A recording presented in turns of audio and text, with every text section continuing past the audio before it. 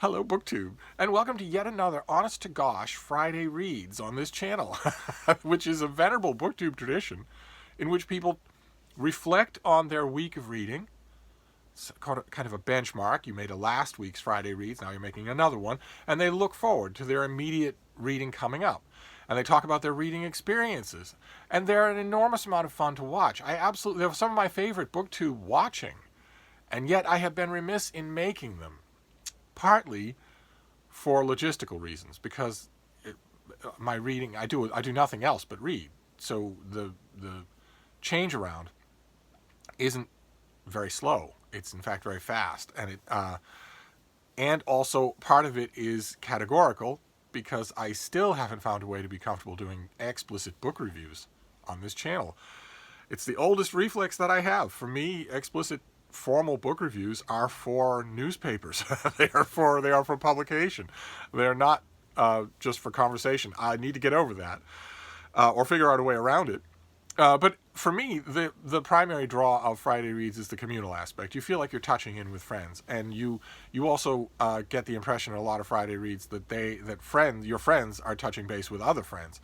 I was watching Sean the Book Maniac, for instance, did a Friday Reads today, posted a Friday Reads today, in which 9/10 of the video was him talking about all the buddy reads that he's in and all the video production collaborations that he's going to do with people. And they sound like so much fun. Unfortunately, well, two things. One, all of the people that he mentioned being in buddy reads with intensely dislike me for reasons that pass my understanding.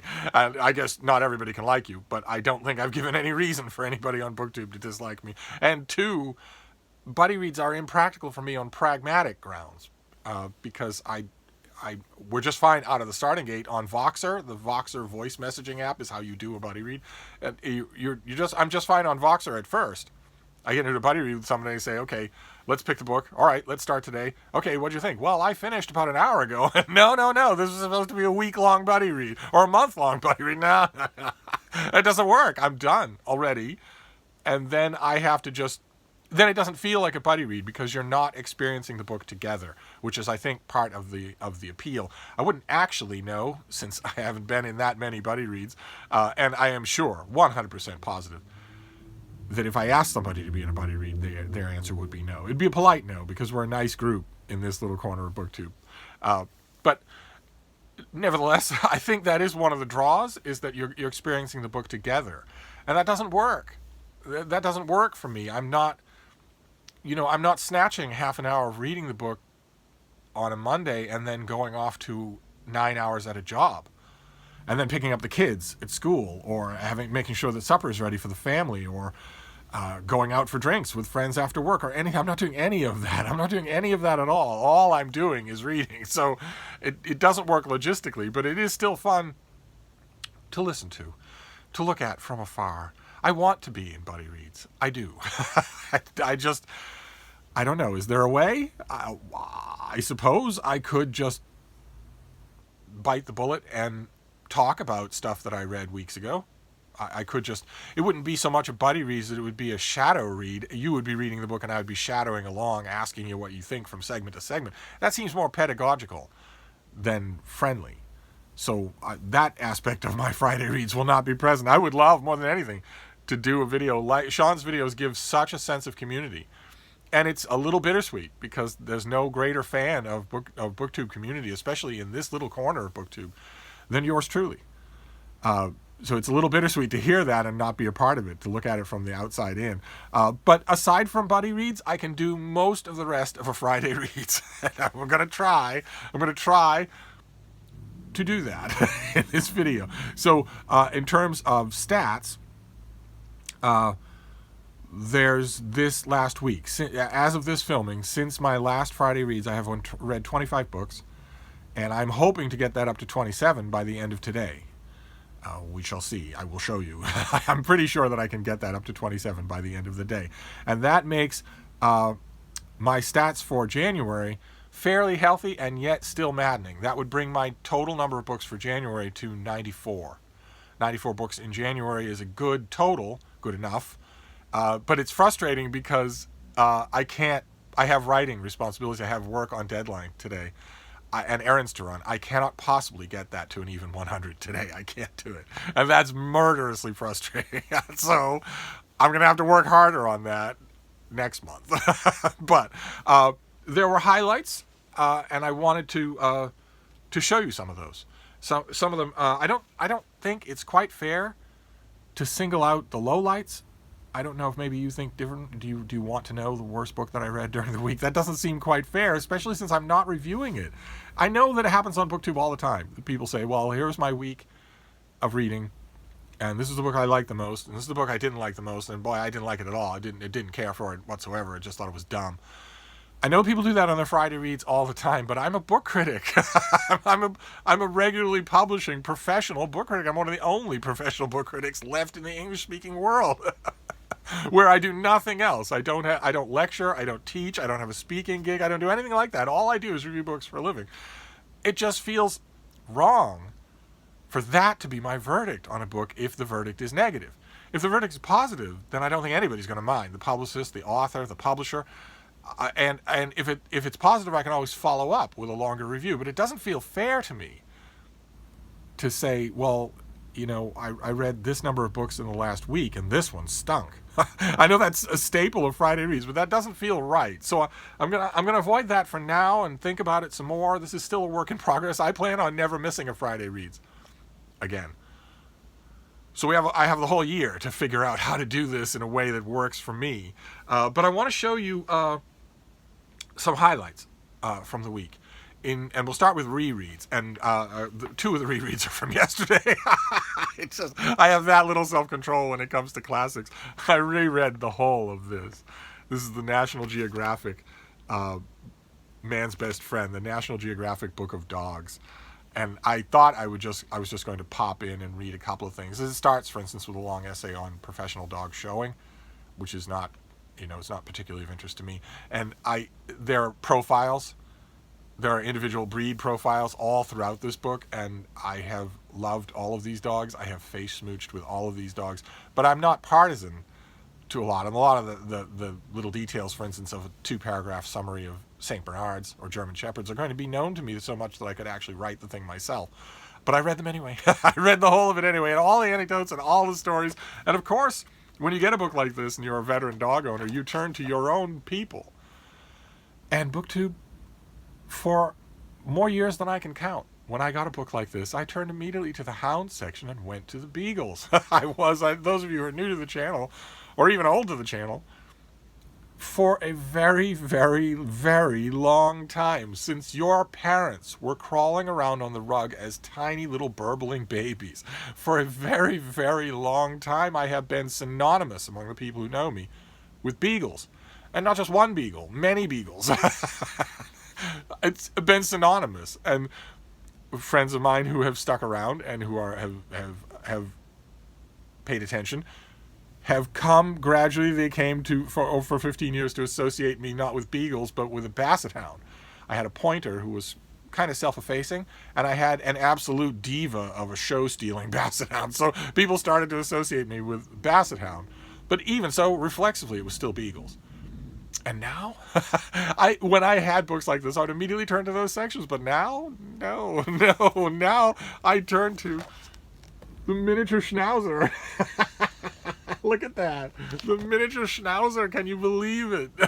And the entry says, the heavy beard that all but hides the muzzle of the miniature schnauzer provides him with a comic opera mask behind which he can plan his enduring mischief undetected. This playful little dog loves to be with people. He'll shun his own kind anytime for a chance to consort with and tease his human friends. That is entirely true.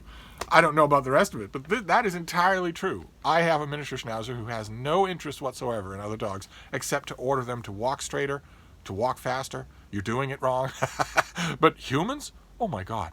She turns into a squealing, waggling children's toy, eagerly pulling to get to a total stranger or a human so she can jump up on them and have them pet her. It's very, very endearing. It's certainly new to me. Very new to me. My basset hound, Lucy, was very friendly with strangers. but she was also unbelievably slow. So when she wanted to meet a stranger on the sidewalk, it was sort of like them being gradually enveloped in a fog. One minute they're looking at the three of us walking, and then at some point that they can't quite pinpoint, they now have Lucy right there amongst them. And she couldn't jump up. You had to go down to her. And she was messy. She would get you all covered and stuff. But it wasn't... Frida is very abrupt. She sees you from a distance. She triangulates on whether or not she wants to get to know you, and then charges at you, and then jumps up on you and waves her paws in the air like that. So I went straight to that, but I read the whole book. And the other reread that I want to talk about, these are not the only rereads for the week, but these are two of the ones that are fresh on my mind, because this also was from yesterday, and this is The Mating Season by P.G. Wodehouse. This is a Jeeves and Wooster novel, a classic Jeeves and Wooster novel. They're all classics, country house mischief and dotty old members of the English nobility, and of course Bertie Wooster's vicious Aunt Agatha. And I loved it, of course. I had no justification for rereading this, none at all, but I did reread it, and while I was rereading it, I was remembering an exchange that was just in the Times Literary Supplement, the TLS. In the letters page of the TLS, I was scanning the letters page of the TLS because I fired them off an angry missive just the other day. I was wondering if it got to them soon enough to be in this latest one, but of course it didn't. If it's going to be in, it's going to be in later. And it might have been too angry. They might not run it. But I can't stand it you're going to find authors who make mistakes, even in the TLS, which is the greatest literary organ in the world. And when you're in the greatest literary organ in the world and you're an author who makes a mistake, you're going to make a humdinger of a mistake, and you're going to do it arrogantly. So that gets my goat. Can't stand being talked down to. Can't stand it at all. So I was looking at the letters page, but I read the letters page anyway. And there was a letter there. Most of the letters were about a column that an author wrote for them a couple of weeks ago about downsizing his library plan in preparation for retirement. That's been getting lots of letters. But one of the letters was referring to a piece that had obliquely mentioned P.G. Wodehouse a couple of weeks prior, and had said that he was all fin and jizz, and that it was sparkle and energy, and that it was so much fun, and that allows you to overlook his weak plots. And somebody wrote in and took the words right out of my mouth and said, well, the only way that an author can contrive for you to overlook his weak plots, the only way that will be possible is if the plots aren't actually weak. It takes a lot of work to get everybody to the hall at the end of this book. It takes a lot of planning. It's buried 7 layers deep in apparent whimsy and humor and great,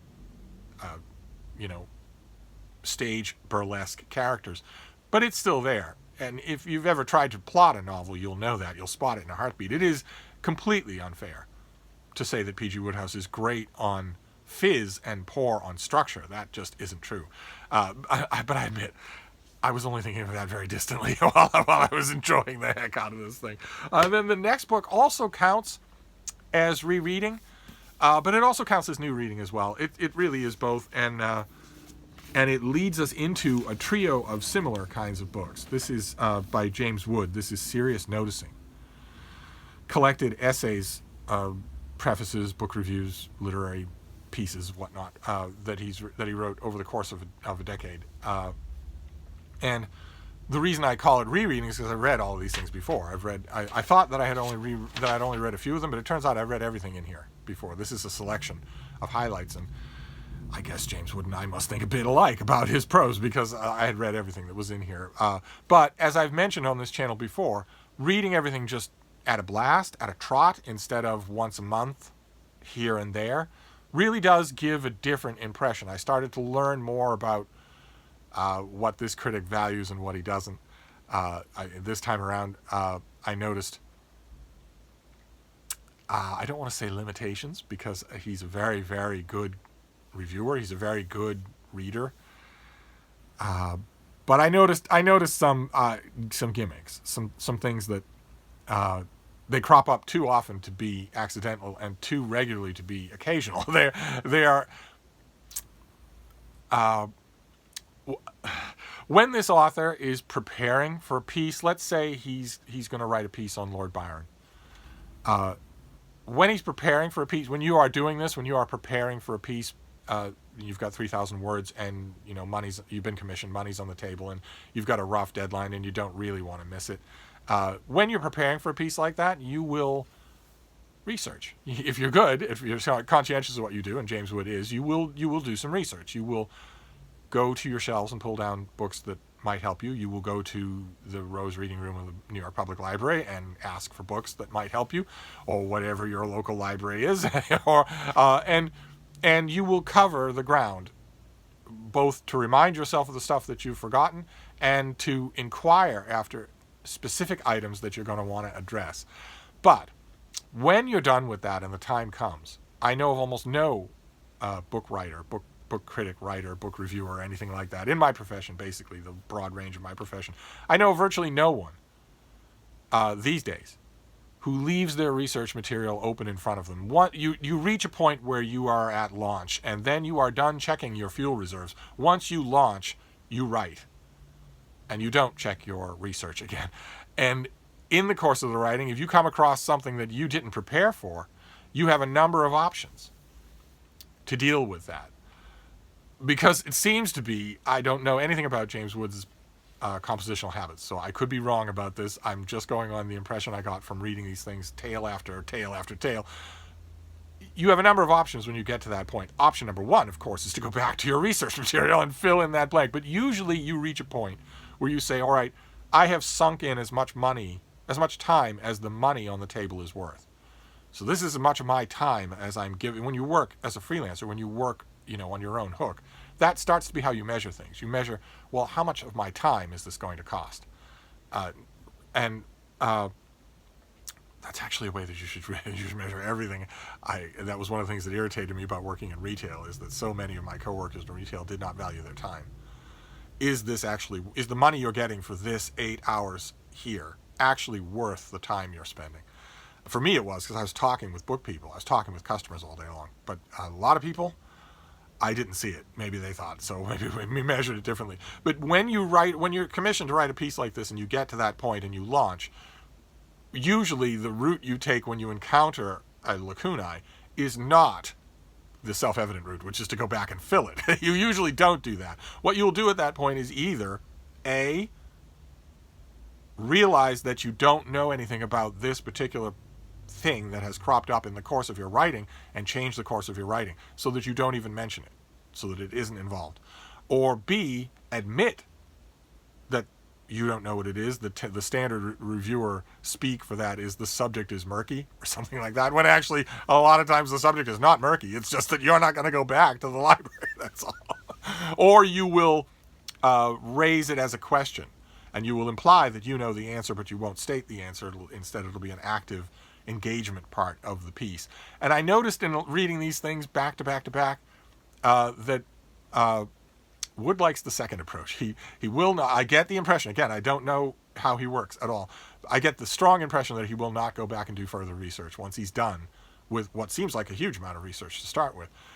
And he also won't play the rhetorician's game. So instead, he tends to do the second one and just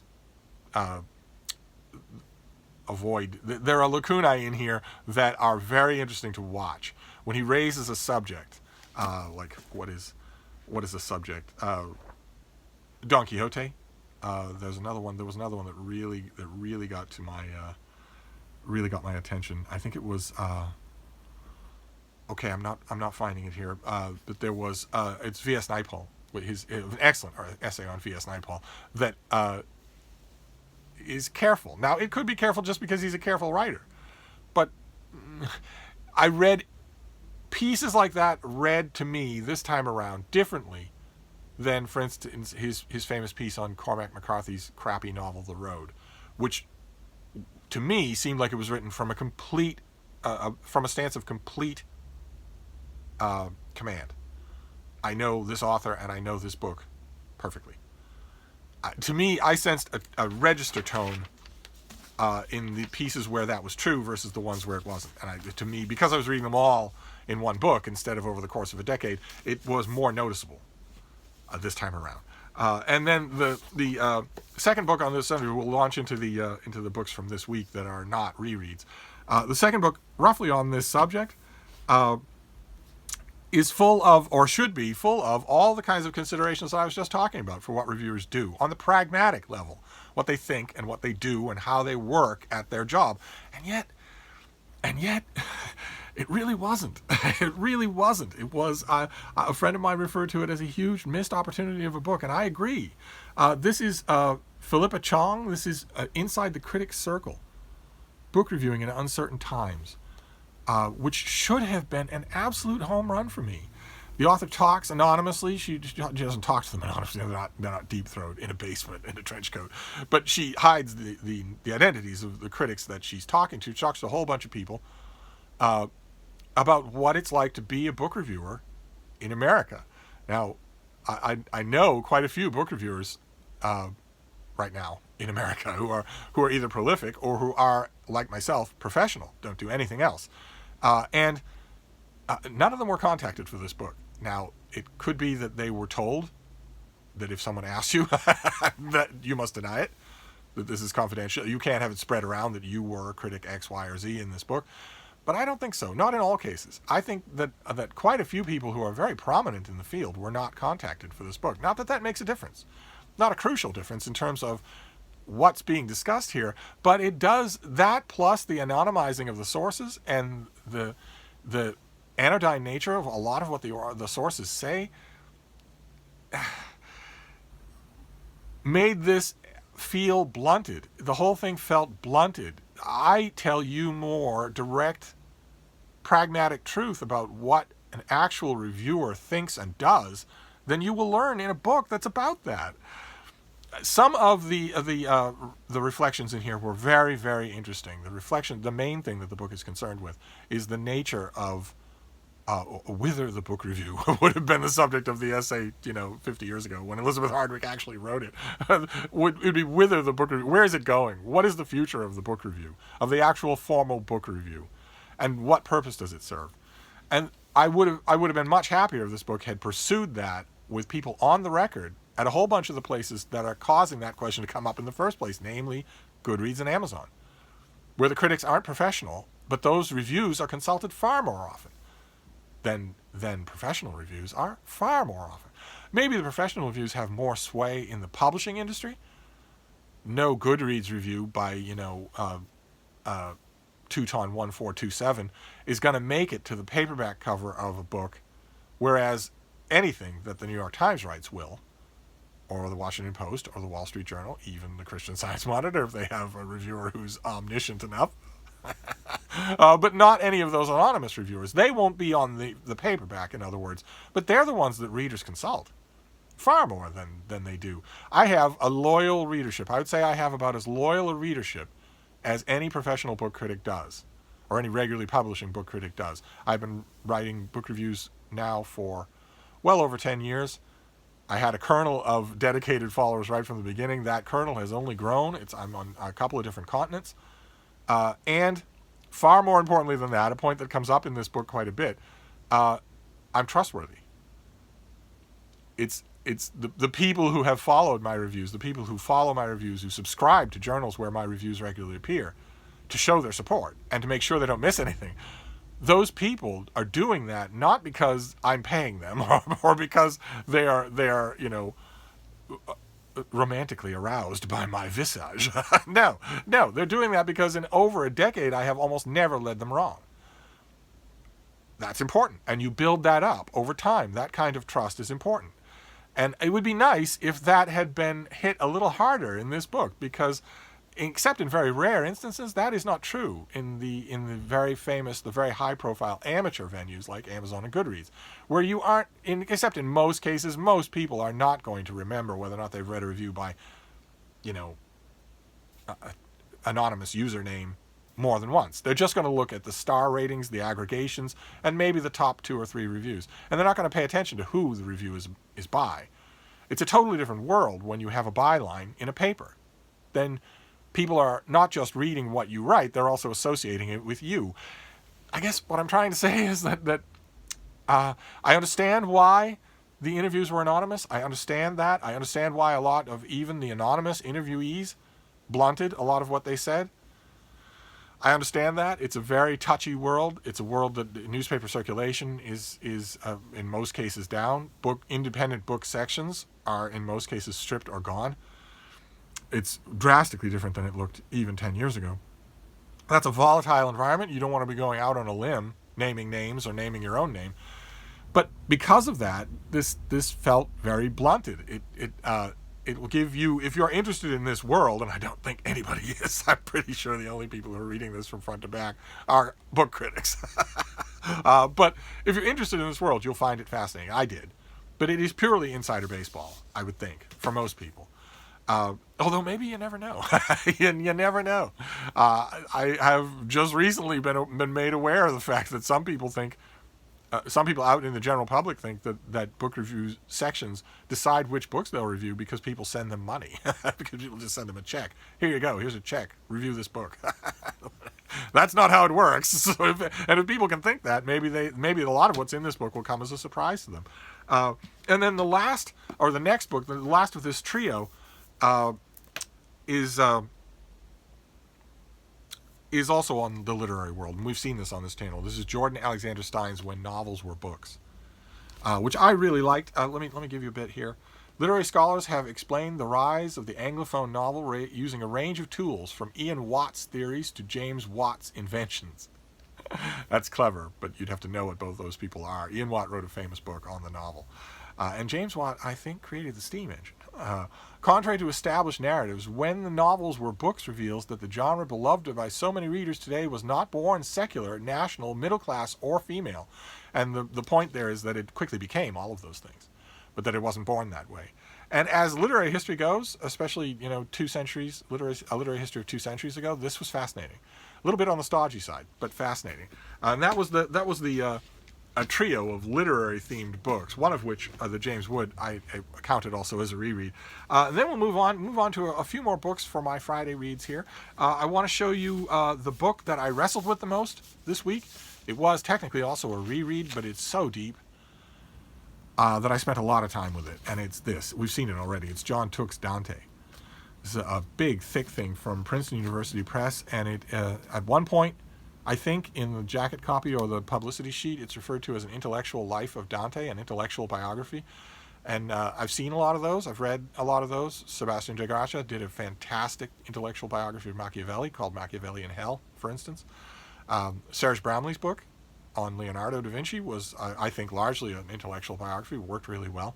And it's tempting with Dante to do that for 2 reasons. One, we don't know as much about him biographically as we would like, and 2, his masterworks, La Vita Nuova and the Divine Comedy, are intensely intellectual. He's all over them. They are incredibly personal books, and you don't know when you're reading them how much to take literally. Not in terms of whether or not he had extra-dimensional adventures. I don't think I'm taking that literally, but I mean all the rest of it. Because how much of it is poetic convention? Dante was extremely aware of poetic conventions in his day and was working in a lot of them even while he was subverting them. But nevertheless, you get through Inferno, Purgatorio are full of people that Dante knew, that he had to have known, and that they had to be there because he knew them. Even though scholars have been saying for, well over 150 years that you do Dante a drastic disservice if you say that all he was doing in the Divine Comedy, in the Inferno especially, is just settling scores by putting his enemies in hell. You do him a drastic disservice if you do that. This is not a simple person. It's not a simple work of art, and that is a very simple thing to do. This is brilliant. This book is brilliant, but I don't know what it is. If it's an intellectual biography, it's the kind of intellectual biography that could only be written about Dante. There's virtually nothing in here. The setup here by Princeton is very elemental. It's very monumental, but it's unintentionally, of course, but a tiny bit deceptive. Somebody could easily look at this thing and think this is a big biography of Dante, and if you go into it looking for that, you will be profoundly disappointed, almost literally from the first page. We saw on this channel years ago a translation of de Sant'Agatta's biography of Dante. The latest biography of Dante is a translation from the Italian. That is quite good, and that is quite conventional in the way that Chubb's biography of Dante and His World was 60 years ago. This is not that. This is not that at all. And I don't even know that it's an intellectual biography unless it's an intellectual literary biography, and then I don't know what you're calling it. It's a massive consideration of Dante's work. And I don't know who to recommend it to. I was going to write a review of it. I will still probably write some kind of review of it. I want to sing its praises. I loved it. But I don't know who to recommend it to.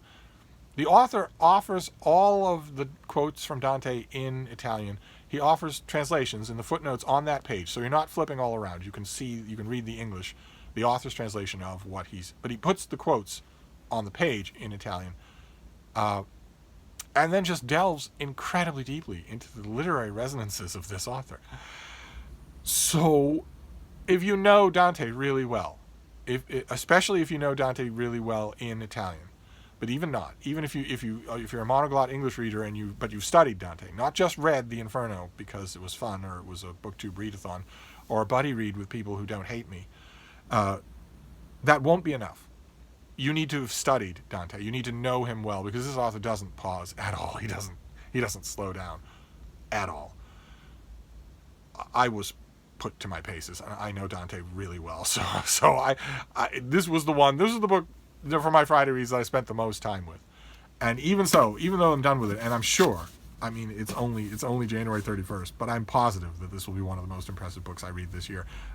Unless the year has just this unbelievable, unbroken series of wonders in front of me, and I don't think it does. But I don't know who to recommend it to. It's a problem I don't encounter that often. Usually, right now there are 4 people in my life I can recommend this book to, and I'm going to eagerly recommend it to all 4 of them. But mostly I know general readers, energetic, general, enthusiastic, open-minded readers, like on BookTube. Mostly I know those kinds of readers.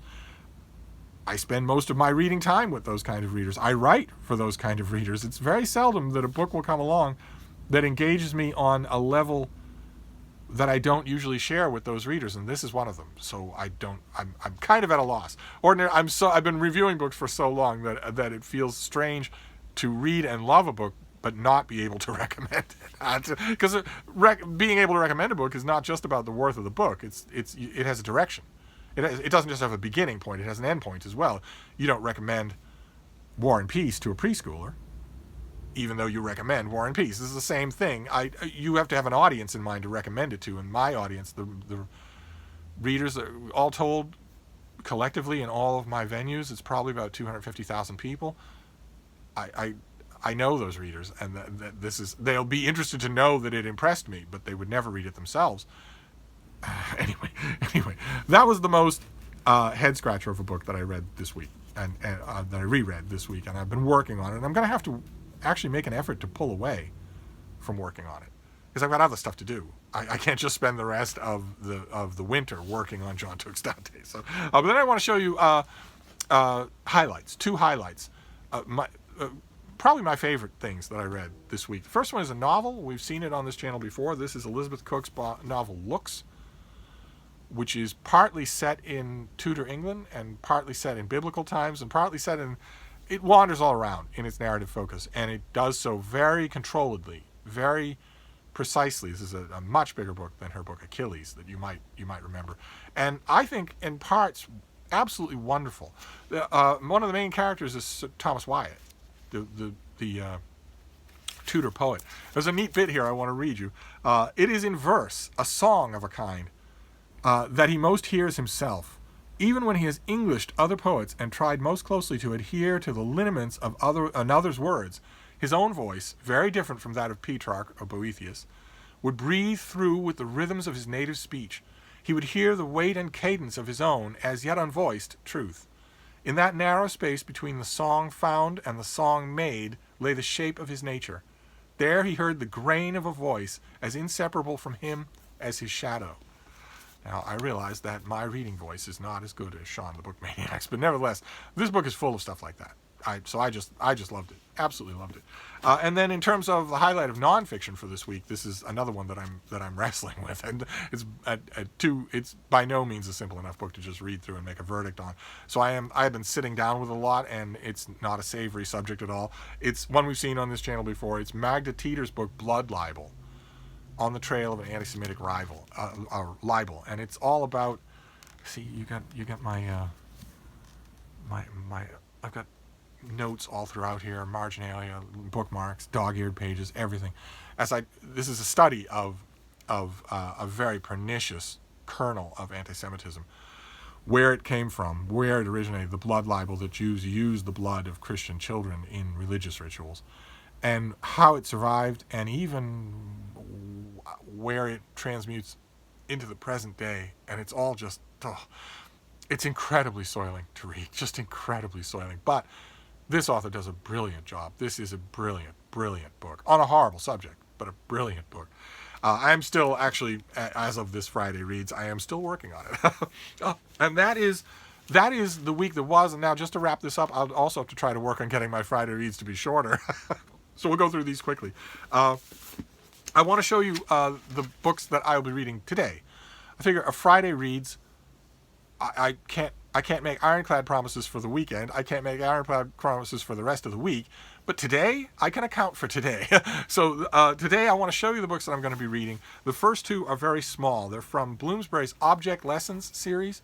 We saw some of them a year or two ago, and they've kept making them. They're little books that are meditations on specific subjects by different authors.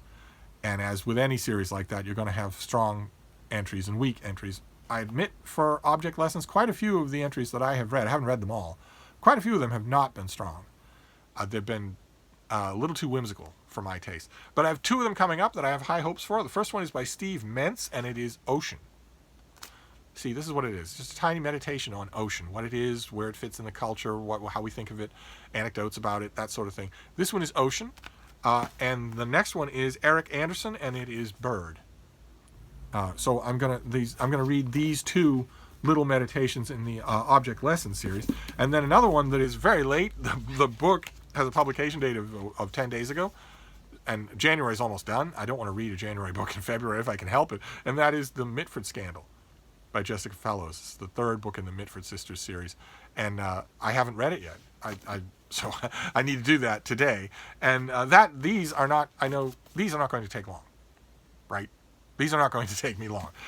Keeping in mind, especially for those of you new to the channel, that I don't do anything else. I read very fast.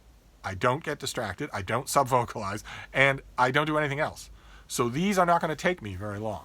That is probably an hour and a half, 90 minutes, 100 minutes, something like that of reading to do those two. So that's not a huge chunk of today. That is easily possible. The next one is a huge chunk of today. But I want to get to it. This is a February book. I think, yeah, this is a February book, and this is this thing, The Logical Alien, Conant and his Critics. A gigantic chunker of a thing that's going to take me a long time, not just because of how big it is, but because it's recondite on a subject and on an author that I don't know well. If this were a book this big, and it were, instead of Conant and his critics, it were Jacques Barzun and his critics, Edmund Wilson and his critics, and it were a book this big, then it would be much, much faster. But I'm going to have to be picking through this thing. But I want to at least make a huge start on it. I'd like to think that if I read this all night long, I'll get it done. At least the first read. I'm going to have to go back and pore over this thing in order to master it. But it's all about, in case you didn't see it the other day, it's all about whether or not it's possible for an alien logic system to be sound. So, not the human logic system, the A to B to C, the transitive property, the excluded middle, all the logical stuff that you learn in a formal logics class. Is it possible to have a logic that doesn't agree with any of those things, that has its own version of those things, or completely different versions of those things, but is still sound? So in other words, it's a gigantic work of philosophy. And the thing that distinguishes it, there are two. One is that it's a collection of essays on the subject by a bunch of philosophers. There's not just one, you're not just trapped with one person for the whole of 1,200 pages. And the other interesting thing about it is that the philosopher that it's contending, Conant, is still alive and wrote replies to all of these essays. So there's going to be a kind of dialogue. embedded somewhere in this thing. I'm hoping that the whole thing is readable. But that's a forlorn hope because it's philosophy. But I will still go at it with an open mind today. So those are my Friday reads, and that is my Friday reads video of sort of a glimpse of my week. I don't know if this was successful or not. I have no idea. But I will work next week on shortening this video because a 40-minute video is too much for you to invest in on a Friday reads. And I'll work, of course, to have buddy reads to report next Friday, but it won't work because nobody likes me. Nobody likes me. It's too late for me to change who I am. So if they don't like me, that's going to have to do. But again, buddy reads probably wouldn't work anyway. At least that's what I'm telling myself to remove the sting. But anyway, I'm going to wrap this up, but I'll be back. Thank you, BookTube.